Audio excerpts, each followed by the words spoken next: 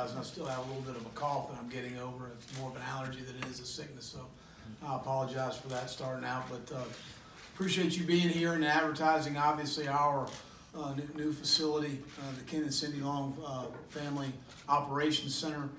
We're extremely proud of how things have come out, and obviously all of the people that contributed to this facility need to be credited. And really, more than anything, I'll just kind of open it up for questions that you might have. Raise your hand, we'll get a microphone to you. And we prefer to just answer questions today about the facility. On Wednesday, we'll have press conference, as you know, 4 o'clock, signing day, and Coach will be available, obviously, at that time to answer more of the football type questions that you have, team related. So with that, David. Will, Ray mentioned about how much you put into this building for yourself with your ideas. Just how much of a daily grind did you look at this building? Like, was it a once a day, twice a day type thing? Probably more than they wanted me to be a part of. But I think as much as anything, the experiences that you've seen in different facilities you've been to.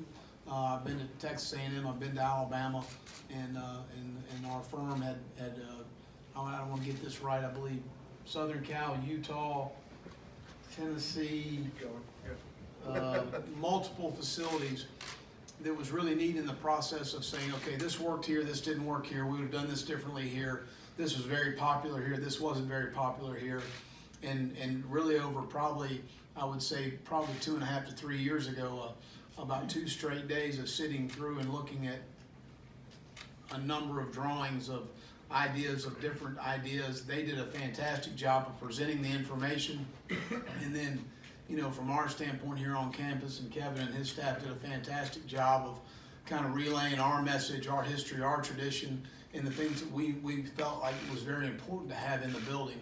I think as important as anything to me is the flow of the building. You know, as we come in to the side entrance here, as our players walk in, to be able to have excuse me, our nutrition, our morning breakfast, because we do everything in the morning, to have the locker room right there that flows straight into the training room, that flows straight into the weight room, that if we're in the indoor, it flows straight into the indoor or onto our practice fields, and then all the meeting facilities being upstairs. And I thought that was something that's through the process that was really appealing to me, and I think our players have really enjoyed that. But we went through a lot of drawings and a lot of agreeing and disagreeing on a lot of different things, but they did a fantastic job of constructing the building. Let's go to Joe and Hendrick. Coach, I remember before the Belt Bowl, this indoor facility came up and called it a game changer. Now that you've been in the building, the players have been in the building and kind of seen the plans, you know, come to reality, I guess, what is your takeaway? Is it still a game changer? Has it exceeded your expectations? Well, I think we'll continue to see that as we move forward, but certainly in the recruiting process has helped us with young men that we've had on campus and their families. And I think that you see on a Saturday morning when we have 35, 45 players in our weight room lifting, they want to be in the building.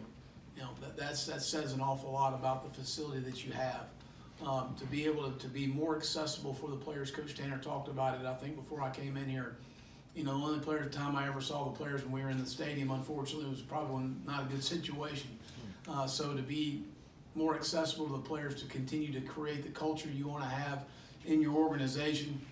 But I think it speaks volume when you walk in our weight room on a Saturday morning when they don't have to be here, and there's 38, 40 guys in there lifting on their own. And that says a lot about wanting to be in the building. We also had a player that was in the Darius Rucker recording studio till 4:30 in the morning one night. So we've had to put a time constraint on that from now on. So that actually did happen, and we got to get a little bit more sleep. So we put a time constraint on that. But that's a positive. They want to be here, and I want them to want to be in our building and be around us as coaches, and I think that helps the culture of your program. Great. Coach, from what Coach Tanner talked about just a moment ago, he said you could put your fingerprints on what this building looked like, from what you fantasize, what you envision, what this place could be now that you see it with your own eyes.